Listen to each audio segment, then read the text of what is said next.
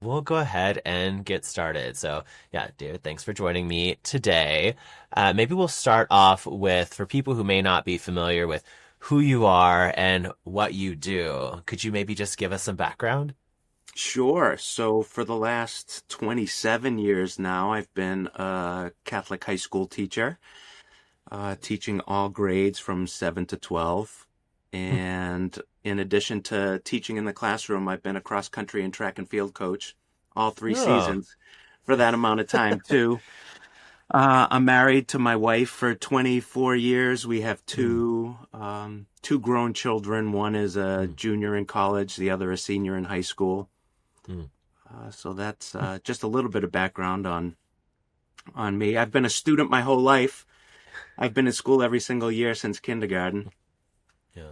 Yeah, and you're getting your PhD right now. Yeah, What so are it's you actually a doctor focusing of on? ministry. It's a doctor of ministry Oh, degree, okay, okay.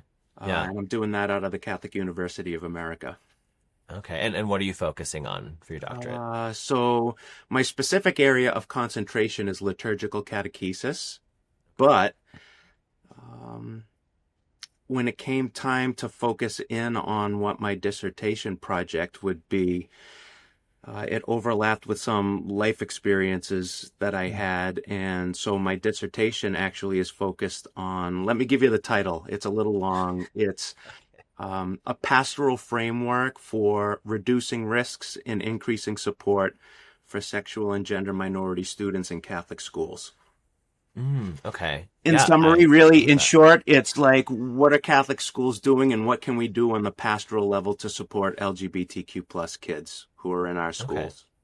Yeah. Well, maybe we'll start there then. So what are Catholic schools doing? Yeah. When I did my first look into this, Chris, it was, I call it was Ezekiel's Valley of Dry Bones.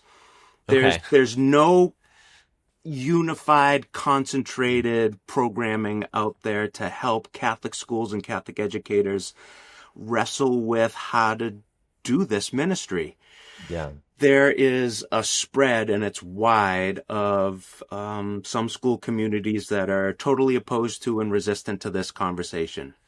And then there Mm-hmm. are other Catholic schools that celebrate Pride Month in June. And so Mm-hmm. there's a wide, wide range there. And yet, in each one of those circumstances, the experiences of educators is that there's not a net, it happens in a silo.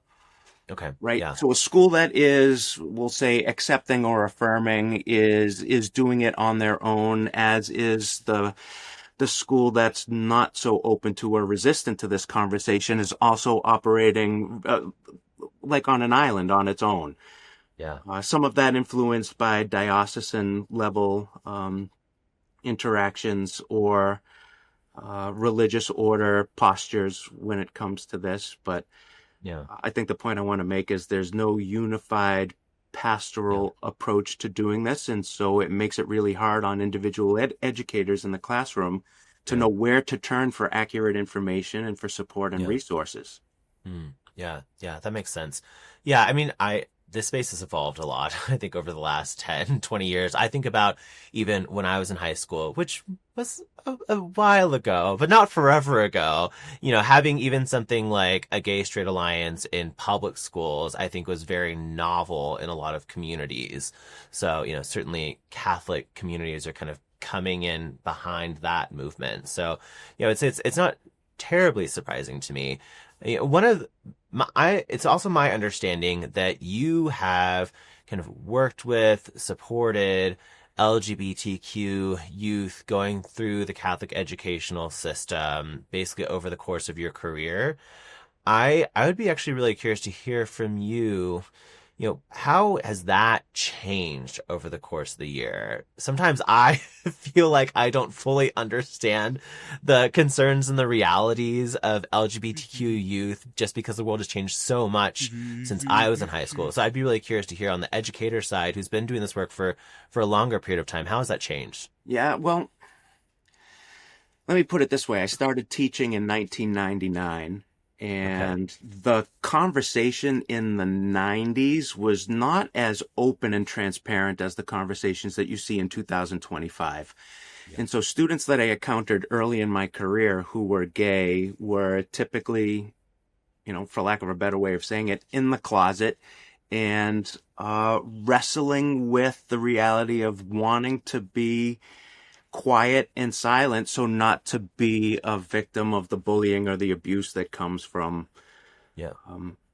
what was culturally at that time pretty prolific in our use of um, non-accepting language. How about that? Yeah. Yeah. I do know and see. I had a student reach out to me in the last year who I taught around 2001, Oh, who wow. just Okay. out of nowhere sent me an email. And he basically said, "You probably don't remember who I am." And of course I did. But he said, I Wow. want to thank you because during our lesson on Catholic social teaching and justice, we talked about a new movie at that time, Philadelphia.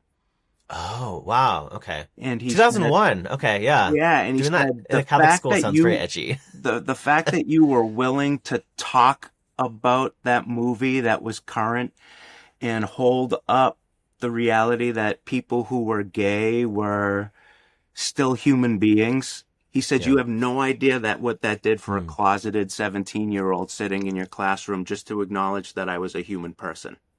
Yeah. Yeah. And so that was just an affirmation that Mm. the approach I've tried to take my entire career is I don't care who you are sitting in front of me in my classroom. You're one of my students and you belong here. And my responsibility is to try to make this as not just educational, but formational and Yeah. safe for you as possible. Yeah. Yeah. And as we move forward in time, to get back to your question, because culturally we've become more transparent and more comfortable with conversations about LGBTQ plus matters, I've seen students more comfortable to acknowledge where they are in their Mm. journey. Mm. And just because students know that I'm a friendly, safe person to talk to. Mm. I don't have Yeah. tons and tons of students who come out to me, but the ones who know that they can come to me for support, like any student, no matter who they are, Yeah. um, has put me in a really fortunate place as a Catholic educator to have the trust of my students. Yeah, yeah, that makes a lot of sense. Actually, I really like the way that you framed what's changed over time. I think that some people will frame it and say that over time our culture has become more affirming. I actually really like the way that you frame it, that over time culture has just become much more transparent with this stuff, right? And certainly for me, thinking about going to Catholic high school in a college town in Texas, in that environment, I in a lot of ways. I think I'm glad that I wasn't more open during that time because I think in a lot of ways high school would have been much more difficult. But I'm grateful that kids now can be more transparent about their experiences, not just with sexuality, but also just with things like abuse and challenges they're facing with other students, with other adults. I've seen the work of people like Julia Sadusky in her books on like helping parents talk with kids about sex. Yes. One of the things that she focuses on is like having conversations around safety, and that just wasn't in the water when I was That's growing right. up. Yeah. That's right. When you look at the statistics that are out there, if you go by generation back to, I don't know, the baby boomers, right? Mm. And you look at the percentage of the population that identified as LGBTQ plus, it was very small. And then you Mm. look at Gen X and it's about double. And then you look Yeah. at millennials and it's about double of Gen X. And then you look Yeah. at, Gen Z and it's about double the millennials. And Yeah. the claim is made that there's something in the water, right, that is making more Yeah. and more people gay, queer, trans, or whatever. But I think aligning with this chronology of coming out is Mm. also the revolution of the digital age and the Mm. access that young people have to see others who are like them Yeah. and see adults that provide models of hopeful futures Yeah. has not poisoned the well and become a Yeah. virus as much as it has allowed, in terms of human development, people who in the past would have remained closeted to feel more Yeah. confident and comfortable in the sunlight to say, oh, there's Yeah. others in this world who are like me. Yeah. This is who I am discerning myself to be. Yeah. Yeah. Actually, to me, it brings me again to the clergy abuse crisis where, in the past, there was this narrative that, being abused by church leaders is very rare. And there have been a lot of people who had that experience, but they felt very isolated. They felt that they were the only one, and there was no way to connect to resources and support or other people who had those experiences. But now we're in a world where people are much more open about those experiences, and we know that they're much more prevalent than we thought they were. And then decades later, finally, because there's more transparency, more people feel like they can be open about those experiences. Sure. Yeah. Yeah, and coming back to your comment on Julia Sadusky's amazing work in Emerging Gender Identities, one of the books she wrote with Mark Yarhouse, they unpack this concept called the looping effect. And it's kind of like the chicken and the egg thing. Like, what is going on here? Is it the culture that is causing the increase in numbers, or is there something else going on? But when language is introduced culturally into our world, then it equips people to have language to talk about the experiences that they're encountering. And yet Julia is always upfront to say, if we're trying to chase down causal pathways and land on iron certitudes, then we can't do that. We can't do that. And as a pastoral minister, me, Chris, I think of a line from Mother Teresa that says, don't worry about why problems exist in the world. Just respond to people's needs. Oh, wow. Yeah. And I think that's beautiful, because it's not my job as a Catholic educator to chase down the what's and the whys of why we might be experiencing a greater prevalence of whatever issue we might have in the world. It's my job to say, what is God asking me to do for this individual person in this moment? Yeah. Yeah.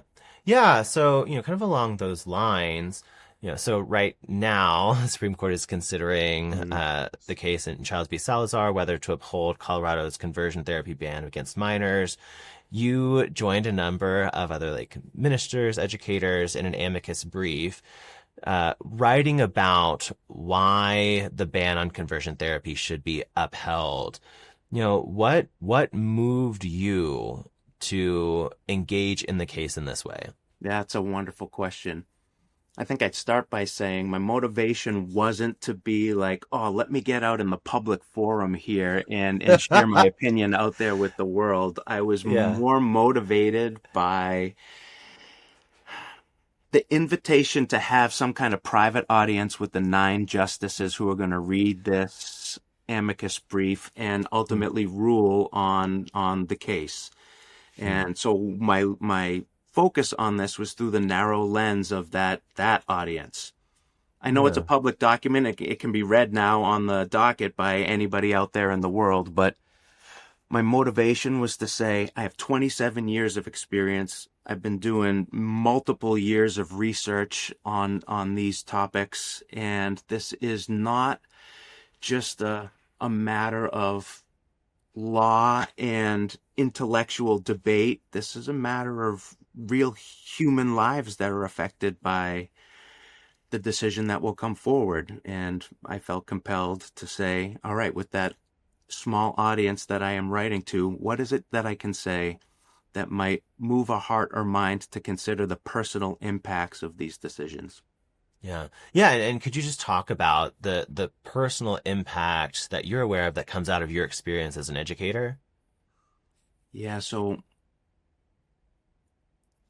when we as adults engage in behaviors that seek to change, discourage, prevent, deny, minimize a young person's experience of sexual orientation or gender identity, no matter what our intention is, that's perceived to be rejection of who they are.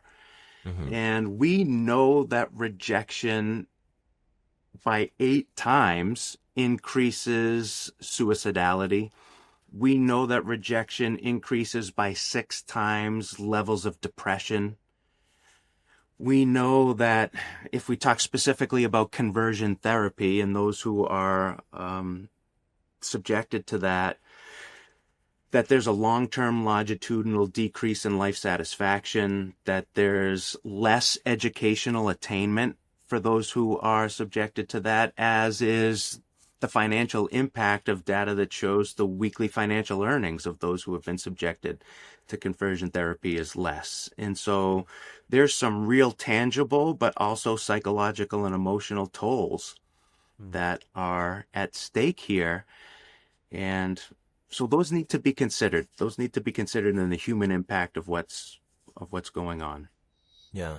Yeah. Well, as the USCCB, the Colorado Catholic Conference, the Catholic University of America filed a brief as well on the case, so opposing the ban on conversion therapy. And, obviously you're a Catholic, you work within Catholic educational institutions, your work happens within the context of Catholic teaching and wanting to participate fully in the life of the church and enable others to do that.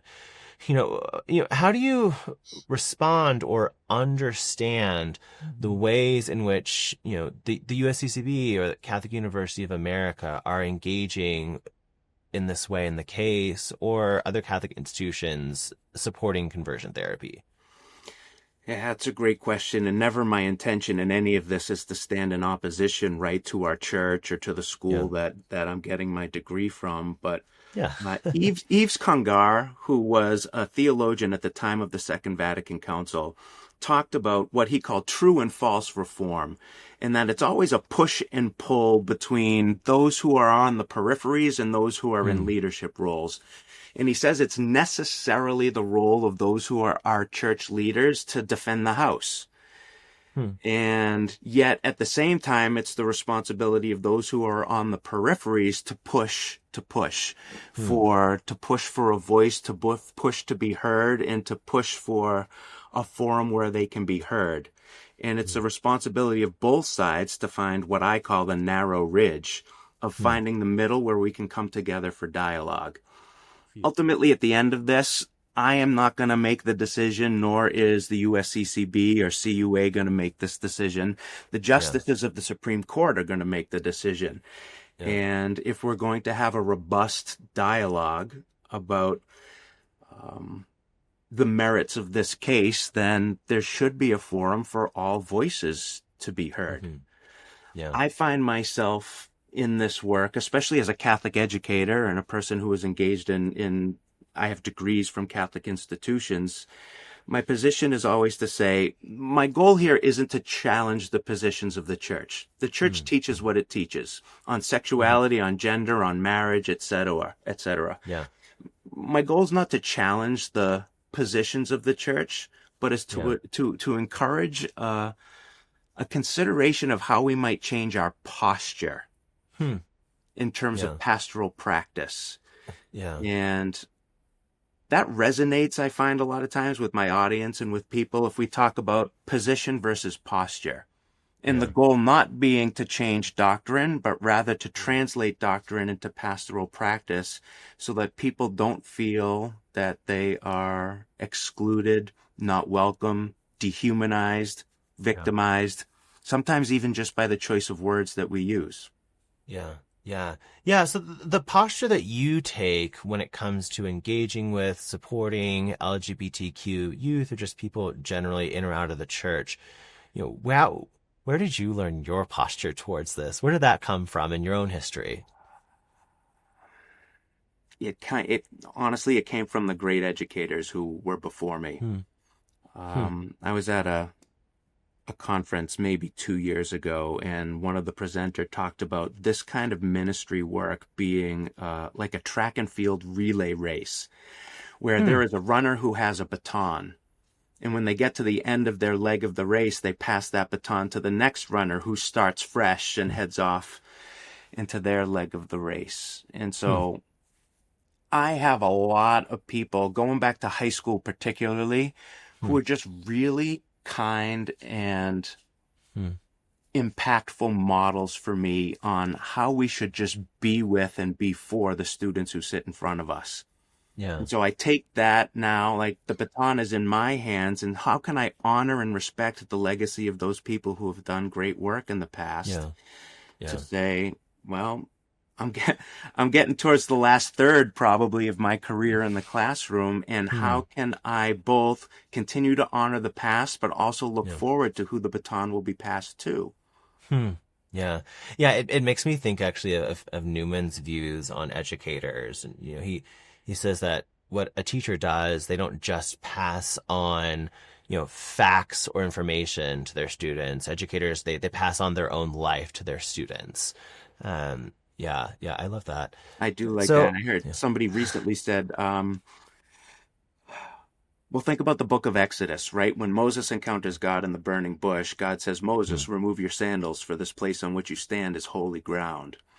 The classrooms that we teach in are holy ground, as are the lives of the students that we minister to. Their lives are holy ground. And so we're given the privilege as Catholic educators to walk around in the holy ground of students' lives.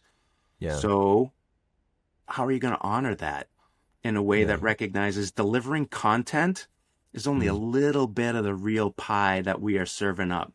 There's a whole lot of formation and participation that we're trying to encourage to live wholesome, holy lives.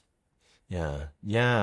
And for LGBTQ kids who grew up in Catholic institutions, I think a lot of times they struggle from harmful messages that they've heard, whether explicit or implicit in the church, from their Catholic families, from their pastors.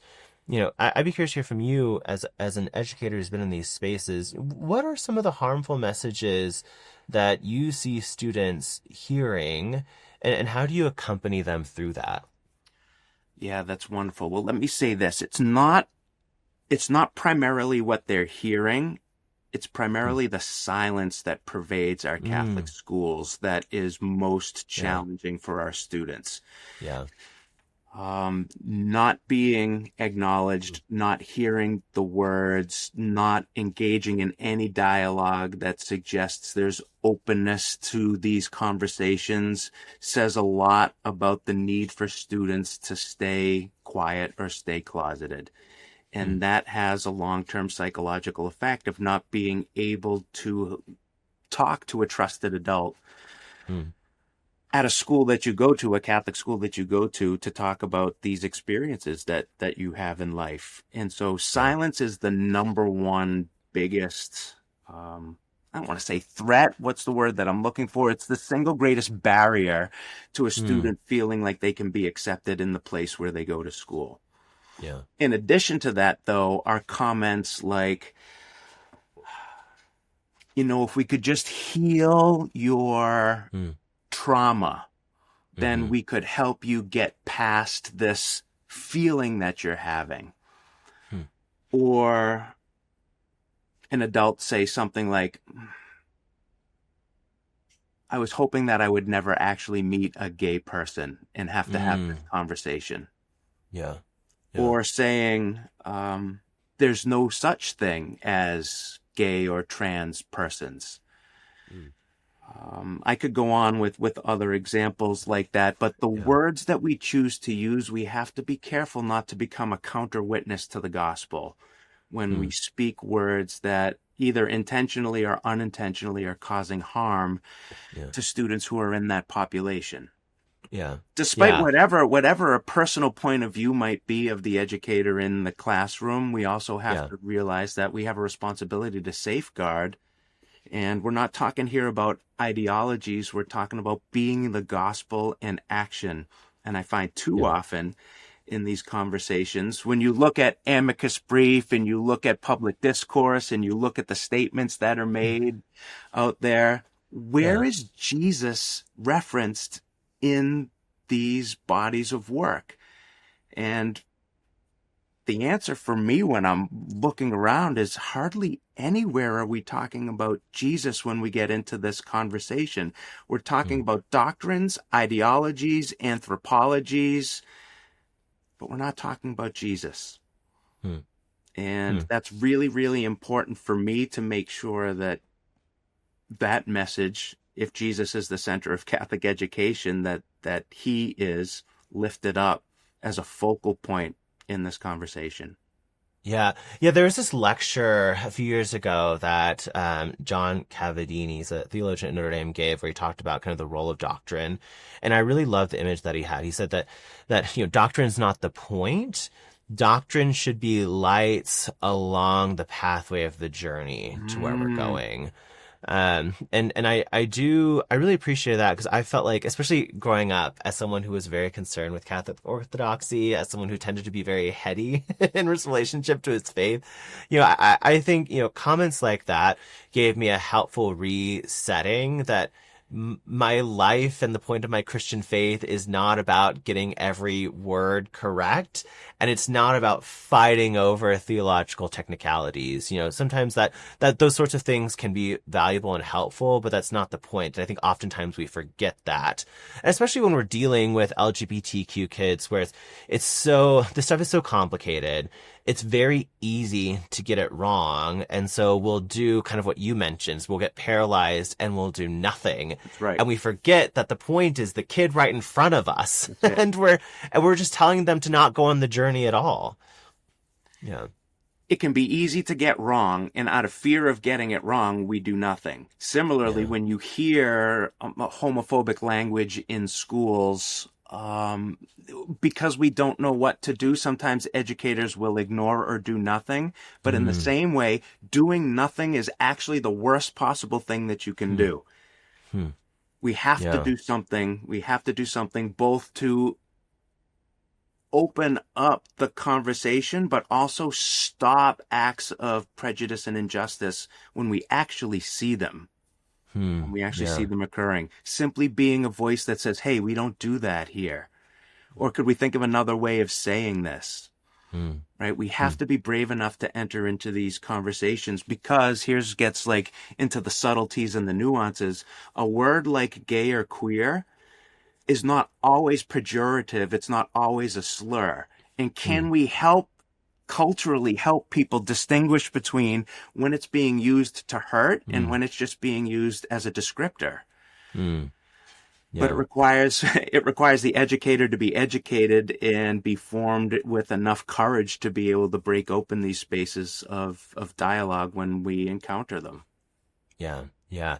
Yeah. I want to come back to something you mentioned earlier when we were talking about harmful messages in the church. You shared that one of the harmful messages is that, someone shares with you that they have same-sex attractions or they're gay, and the response is, oh, well, you have wounds. Let's work on healing those. And, that will help with this in some way. I associate that with what I tend to call ex-gay narratives in the church. The idea being that same-sex attractions arise because you have some kind of wound earlier in life that for boys caused you to reject your masculine identity, and then that manifests itself in same-sex desires. If you heal the wound, then those desires will change. And why in your experience are those kinds of messages harmful? They don't respond to the need that's being expressed in that moment. If a student is coming out in that moment, they are not asking in that moment, what does the church teach? What is the doctrine on this expression that I'm sharing with you? The expression that's happening in that moment is one of deep trust that for whatever reason, that child perceives you to be a safe person and is looking for somebody to listen and to support them. Yeah. And that's a word that gets misunderstood sometimes. These words, how about this? Support, encourage, affirm, celebrate, accept, right? If we use those words, they can be understood to be misleading or endorsing a false ideology or encouraging a person in their sin. But if you think about it through a gospel lens, through the lens of Jesus, then to support means to stay close to somebody. Right? To accept means to welcome a person like Jesus Christ did, who said to Zacchaeus, hey, come down here, Zacchaeus. I want to stay at your house. Yeah. Or affirm simply means to honor the dignity of a person. right? So I Yeah. think that's what a child is looking for. And the best responses that we can give, I speak as a Catholic educator, if Mm. we're going to have that kind of disclosure happen, then two words: thank you. Yeah. Thank you Yeah. for trusting me. Thank you for Yeah. trusting me. Like, I take that to heart. Thank you for thinking that I'm somebody that you could talk to about this. Yeah. Also, we can Yeah. say, don't forget that God loves you no matter what. Beyond Yeah. anything that you're feeling in your life, you're a beloved child of God who is loved by God, and you can trust Mm. me to walk this out with you. I might not Yeah. understand or have the answers, but I'm here to listen and ask questions. Mm. And then I'll Yeah. also, in that moment of disclosure, part of that conversation is always going to somehow be, who else knows about this? Mm. Because I want Mm. to know who else is in the support system for that student. Mm. Yeah. Sometimes it might be my family, my guidance counselor, my friends, this other teacher, and sometimes it's nobody. Mm. And that is when Hmm. a little flag will go up in my mind to say, I don't want to be the only person holding this, Mm. Yeah. because that student needs a support system. So guidance Mm. counselor should be involved in this dialogue, but also, like, have you told your mother and father? Mm. Right? And this gets us into the weeds now, doesn't it? On mandated Mm. reporting to families about this Mm. stuff. And I always take Yeah. the position that we should never out another person. That's their story to tell. Yeah. Yeah. But we should work with, especially younger persons, we should work with younger persons on the skills and the courage to be able to have these conversations with their parents as long as it's safe. Yeah. Yeah. Yeah, and it's not for everyone. I mean, I know someone That's right. personally, yeah, That's right. who he came out to his parents and they kicked him out of the home and he was homeless and he turned to sex work to make a living and his story is not the only one like that. That's right. And that's why we can't put it on teachers to think that we are forensic experts to know what the reality is going to be like at home. Yeah. Right. So for me to Yeah. call up a parent and say, your son just disclosed to me that he's gay, Yeah. I don't want to be complicit in something that ultimately results in the harm of that child if he's thrown out of his house, because I've encountered that also in my life, that, Mm. you Yeah. know, that is a reality for some students, and that's Yeah. terrible. Yeah. But we shouldn't be complicit in that kind of treatment of a student. We should work for ways that increase support, right, and Yeah. decrease risk. Yeah, yeah, yeah. I mean, and I also think about there are a lot of kids, and I know people who, they disclose to their parents find out, and then the parents sent them into conversion therapy. So that happens as well. I'd be curious, if you've known students who've had that experience, and if so, what does accompaniment look like for those kids? Well, yes, I have encountered persons who, in their life story, and while I didn't know it at the time that they were Mm, in what we would call sure. conversion therapy, they've shared Yeah, later that, they went through those experiences. yeah, This is what it should look like. It should look like the boy Jesus in the temple in Luke chapter 2. We sometimes refer to this as the story of Jesus teaching in the temple. But if you actually go and read Luke's gospel, it says Mary and Joseph find Jesus in the temple listening and asking questions. Hmm. That's the line, listening and asking Hmm. questions, not Hmm. teaching, but listening and asking questions. And the crowd was amazed by the depth of his wisdom. And I think Hmm. that's what accompaniment looks like. It looks like listening and asking questions. Hmm. Because no matter where I think that person should be on their journey, they need to be able to journey and arrive there themselves. I Hmm. can't, and this is part of the argument in the conversion therapy thing, I can't have a predetermined outcome for another person's life and then force them or coerce them to conform with what I want for them. Hmm. I need to back Yeah. myself up to be a support for that person, to help them discern the path that God is calling them on. Yeah. And that's a different way of approaching support for persons, but also I think a more holistic and a more Christ-centered gospel model of what encounter, accompaniment, humility, hospitality, what those virtues look like. Yeah. Yeah, I think that there are a lot of Catholics that would hear this recommendation for a more open-ended form of accompaniment, and they might respond, well, if we do that, then no LGBTQ kid is going to follow what the church has to teach about these issues and these questions. How would you respond to that person?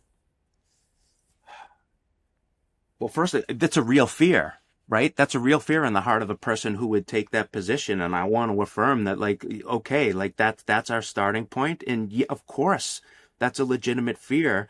If as parents, we want to raise our kids, long-term view, right, for their salvation, then of course we don't want to endorse behaviors or paths that are going to lead to their moral compromise. So we have to set that out and reassure that, okay, that's a fair concern. And it's also, I share that concern with you of not wanting to lead a person towards their destruction versus towards their salvation.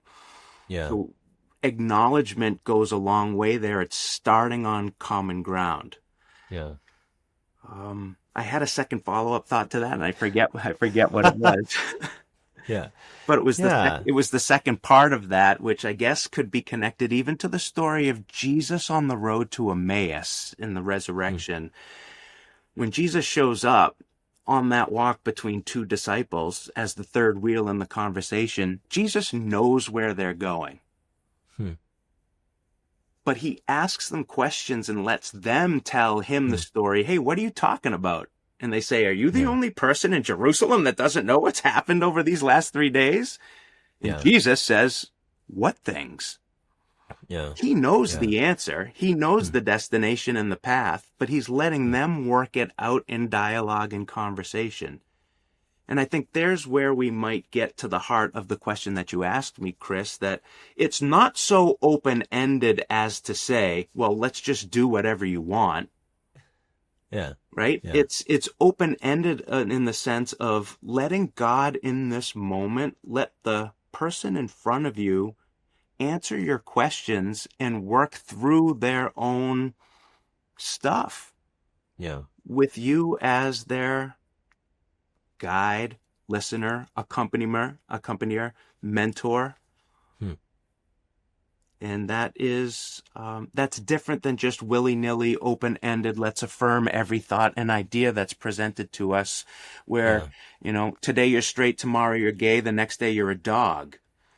That's, I understand that those leaps that we make sometimes logically, but that's not the lived reality. That's not actually the lived experience that we are encountering at the human level. Yeah. Yeah. And I even sometimes just come back to the studies because I do think, among Catholics, there's this kind of polemic that basically if you support a kid who wants to identify as trans, then what you're doing is you're leading all young biological males to castrate themselves, when in reality, the percentage of trans people who have some kind of surgical intervention over the course of their lives is I believe, less than half. Very low. Yeah. Yeah. So, and if you give people space, they may actually end up in a number of different directions. I was thinking about, I was talking with a Catholic psychologist and they work with kids, and sometimes they have parents who come to them freaking out saying, my little boy wants to try on high heels and I don't know what to do and I'm freaked out about what this means. And the psychologist telling me that, they advise the parents just give the kids space because sometimes if you, take too hard of a stance or shame them over it, that can be potentially a developmental pathway towards fetishizing that sort of behavior. When in reality, a lot of times it's kids being kids, and kids are complicated and need space to develop in their complexity. That's right. And again, can we affirm that a parent is afraid and doesn't know what to do? So the position of the parent is, I have to stop this behavior. But there's where the effort to stop the behavior is discourage, prevent, deny, or minimize the experience of the child, which then gets internalized to say, well, I can't be open. I can't behave this way around my family, so I'll just swallow it. I'll just closet it. And that's not healthy because it leads to disintegration. right? Where you Yeah. live disintegrated, compartmentalized lives rather than one holistic life. But I affirm also the point that you just made, that there is not a transgender tsunami upon our Catholic schools. Yeah. I don't Well, I guess you know. would know. Yeah, I don't know more than a Uh, couple, Chris, a few across yeah. hundreds of Catholic schools, Yeah. just a few who identify as trans or Yeah. gender nonconforming, and Yeah. to my knowledge, are not like seeking immediate medical or surgical interventions for this. It's like, let's move way back along this trans train, as it's sometimes referred to, Hmm. where Hmm. these we're just at the question level, the Hmm. experience level, Hmm. and Yeah. allowing the space, as you said, to engage in conversations and watch and walk with, is not an outright endorsement of sterilization procedures or scandal Yeah. in our church. Yeah. A greater scandal, if scandal is defined even in the catechism as something that causes such harm that a person is scarred by it for their entire life, then we also have to think about conversion therapy that we were talking about earlier as a form of scandal if it's done in a way that denies, prevents, or minimizes a person's experience with the goal of trying to change them. It causes lifelong harm, we see. Yeah. Yeah. And we can do better. I think our church can do better in gospel witness to accompany persons who are in these places in their life. Yeah. Yeah. I mean, when I think about scandals, one example that comes to mind is I know someone who went to a Catholic high school where in one year a number of gay educators at the school were fired, and then over the next couple of years, a number of students died by Mm. suicide, and the student body they all knew that they were the gay kids in the school, right? And that left a lasting impact on all of those students, and for a lot of them really significantly informs how they relate to the church today. Yeah, and it very much informs the ways in which they reject what the church has to say about homosexuality. Yeah. 2025, right? This is supposed to be the Jubilee year of hope. Hmm. So I challenge anybody that's listening or watching to just pause and ask yourself, how are we being lights along the path? You said that earlier. Hmm. I love that. How are we Hmm. being lights along the path, Yeah. leading people towards hope? Yeah. Because the words that we choose to use, no matter where we are on the religious or political spectrum, the words that we choose to use can go a long way towards driving somebody towards hope or driving somebody towards despair. Hmm. And Chris, that's where the suicidality risk comes in, right? That if a person is in a place of despair, who am I at 50 years old to say it gets better? Hmm. When all you're Hmm. experiencing in this moment for a prolonged period of time is darkness. And Yeah. you haven't had the experience of 50 years of life to say, oh yeah, it does get better. Yeah. Despair Yeah.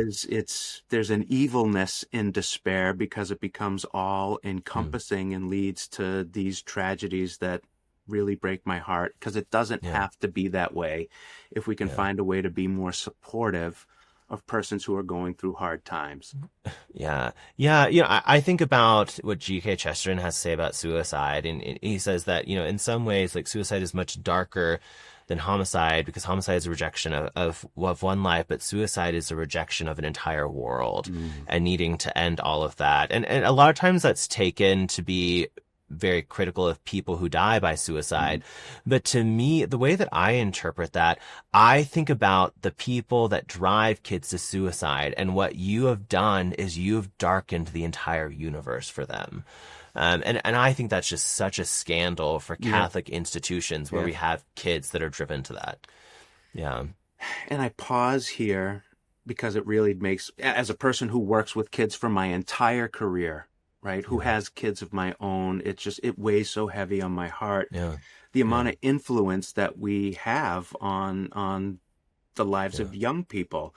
Yeah. And I want to believe that adults who are rejecting are doing it because they want to help kids, Yeah. but they don't know how to do it. And they think that those strategies, those ways of reacting are tough love and what the child needs to overcome or get straight or whatever, or change. And yet we don't live in that kind of world and that kind of culture anymore, where tough love and being the coach who just beats the bag out of your kids works anymore. The culture is very different. And so we need to adapt our strategies in a way that can actually meet the needs that are being presented before us. When the Surgeon General has said we have a mental health crisis among adolescents in this country, in the American Academy of, Pediatrics and the Children's Hospital Association, when these professional organizations are saying we have a mental health emergency, then we also need to wonder what we can do as adults to go back to this idea of being beacons of hope, leading people towards light rather than dismissing or denying the realities that they're experiencing. Yeah, and I do think, just based on my experience, that things are getting better. I think the church is in a lot of ways getting better at this. I think about my parents raising me as a kid, and they did not know how to support me as a gay kid, and the church did not help them. And I think they're wonderful parents, but they said a number of things and did a lot of things that I think contributed to the ways in which I experienced harm over the course of my life. And we've had a lot of really wonderful conversations about it. But again, my parents, I think, were good parents. Yeah. They just really weren't equipped. And so, we're kind of getting close to the hour. I would be curious to hear from you, what are you doing? Now you're involved in work to help equip the church. This is something you're invested in. Can you just tell me a little bit about what you're doing, what you want to help the church do going forward, where you see your work going? Well, my primary role is as a teacher in the classroom, and I don't see that changing. I'm fortunate to have this. It's not another life, but I have this other dimension, this other circle that has been expanding for years now, where I interface with schools, administrators, dioceses, bishops, when it comes to talking about equipping us with the courage and the language to have these conversations in a pastorally sensitive way. And just like you said there, Chris, and I love it, your parents are wonderful people. And if you're working inside the life of the Catholic Church, I trust your goodwill that you're a wonderful person.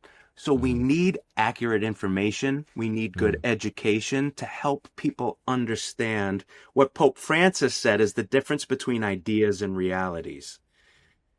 Because right now we talk a lot about the ideas of LGBTQ+. We talk a lot about the ideas of gender ideology, but very little do we talk to the actual persons and families who are going through those experiences.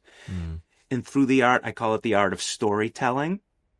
If we can engage in the lives at the ground level and let people tell us their stories, while also helping equip people with accurate information, accurate language or more sensitive language, training, providing pastoral, not just resources, but pastoral frameworks for what does this actually look like in concrete practice, then that is the direction that my dissertation is going. But it's also where I would like for me to be able to have these impacts in the church.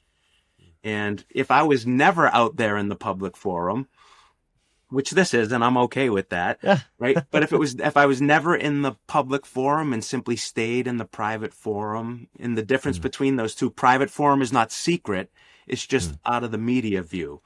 Right. And I find a lot of times that's a lot safer for people to be like, this is not going into the National Catholic Register or the National Catholic Reporter, is it? It's like, no. Right? You can trust me. These are, right? The goal here is to help this family. The goal here is to help this person, not to get some talking points that we can publish. Yeah. And so that's what I would like to see for me and for my work, is to continue to, I hope, be a credible voice, not just from academic experience, but from the pastoral experience of working in a classroom with kids. Still today, I have 100 and something students. We started school this past week. Very, very little, and as a coach too, very, very little of my daily life is involved in specifically accompanying LGBTQ plus kids. It's accompanying every single kid from 12 to 18 years old who's in front of me. And we need to get into that holistic framework of acknowledging LGBTQ plus is just part of a larger whole in human experience. And we need to treat people like people. Yeah. Yeah. I mean, and in a lot of ways, some of the most important education formation when it comes to supporting LGBTQ people is non-LGBTQ people. You know, when I think about like parents who want to be allies, I say like, teach your kid how to respond when they see someone being bullied. Teach your kid how to be compassionate, how to reach out to people who may be alone or may be struggling. And I've seen the wonderful effects that has, you know, the having one supportive adult in a kid's life can drastically decrease the chances of suicide. So it doesn't have to be that kid's parents. It can be the parents of that kid's friend. So yeah, be those parents and you just form your kids to be those kids. You just said it. And it's out there in a number of different places, from the CDC to Springtide Research Institute, that one trusted adult in a student's life can significantly decrease feelings of rejection, despair, trauma.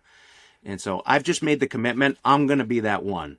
Yeah. I'm going to be that one. So like, Chris, if you'll be that one, then we're two, right? Yeah. And if other people who are watching or listening will say, I want to be that one, then we start to build a nest, right? Where home and school and parish, right? Homes and families and schools and parishes are these most sacred, essential places in students' lives. Yeah. And so they should be able to go to all of those places and feel like they belong. Yeah. Yeah. I hear so people sometimes will hear my story and the things I've gone through in the church, and they'll just say, Chris, why don't you just leave the church? And I mean, in addition to like, I mean, I do believe in it, but part of it is also there will always be LGBTQ kids growing up in the church that need support or need a voice or need someone who can speak to these issues in a way that, you know, respects and understands the church's positions and tries to think creatively within and through them. And so for me, it's hard work, but it's fulfilling. And I do think it makes a big difference. Yeah. And nobody should ever be an obstacle to another person's relationship with Jesus Christ. Yeah. Right. So if we are assuming postures that are barriers or hurdles for a person to have a personal relationship with Jesus, then we need to check ourselves and think more about that, because ultimately all of this work of spiritual development is the work of the Holy Spirit. And like, I can't force anything upon a person. I can simply be a guide, a beacon of hope, a light along the path. But we have to provide the water and the fertile ground where the Holy Spirit can do this work in the lives of especially young people who want to be connected to the church. Yeah. No, I love that. You know, one more question as we kind of wrap up our time. I'd be curious for you if parents or educators or Catholics generally are wanting to learn better approaches to these questions, how to be better supported. Maybe they want to educate themselves. Are there any like books or resources that you would recommend to them? Woo! All right. So I pause here and say, if we want to understand like background stuff, right? Mm-hmm. Mark Yarhouse and Julia Sadusky have done phenomenal work on, Mark Yarhouse particularly wrote a book 2 years ago on when children come out. How do you respond to that? And Julia and Mark wrote Emerging Gender Identities, just to help wrap your mind around what for us older generation people are like, I don't even understand like ABC in this. Yeah. Right. But I'll say as I recommend that, while Julia is Catholic, right, Mark is not. And this is something we are struggling with in our Catholic Church, is the question you just asked. Can you point me to a concrete resource that shows me on a pastoral level how to do this? Yeah. I pause here because I struggle to think off the top of my head, like what's Yeah. that resource? Okay. Which is Yeah. why my dissertation work is moving in this direction, because Mm, eventually I hope we can be able to provide that. yeah. If you read my amicus brief, you'll see reference to the Family Acceptance Project, Hmm. right? I think Okay. their work, Dr. Caitlin Ryan, who's the executive director, does excellent work again in Hmm. education Yeah. and providing accurate information and specifically spelling out, here's a list of things you absolutely should not do. And here's a Yeah. list of things that you should consider doing in terms of Yeah. supporting your children. That's out there. But Okay. beyond that, we are struggling, Chris, in our Catholic spaces with the Okay. concrete applications. And that is the number one question I get asked in Catholic Yeah. schools. Like, yeah, Yeah. all of what you're saying is great, but what does this look like? What can I Yeah. actually do? Yeah. Listen is the place to start. Listen is the place to start. But listening is not an action as much as it's to sit and, well, we can be active listeners, of course, but people want to actually Yeah. do stuff. They want to feel more Yeah. active than just being a passive listener. Yeah. Yeah. So Yeah. That makes educate sense. yourself, educate yourself. Whatever the questions are that people have out there, Yeah. consider your questions and go hunt. Go hunt for Yeah. information and read as much as you can across the spread, Mm. right? Because we're Yeah. all not in the same positions when it comes to our professional lives. And so to Yeah. read and expose ourselves to as much as there is out there can help us understand how we can be better equipped to help Yeah. to help people who need it. Yeah. Yeah. And I hope things like this conversation can help with that too. Yeah. Me too. Yeah. Awesome. All right. Great. Well, thank you for taking the time to talk about this with me. Good luck on the dissertation. I I appreciate look you. forward to reading it when it comes out as a book. So keep me in the loop. Yeah. Chris, I appreciate you so much. Thank you for the work Yeah. you do too.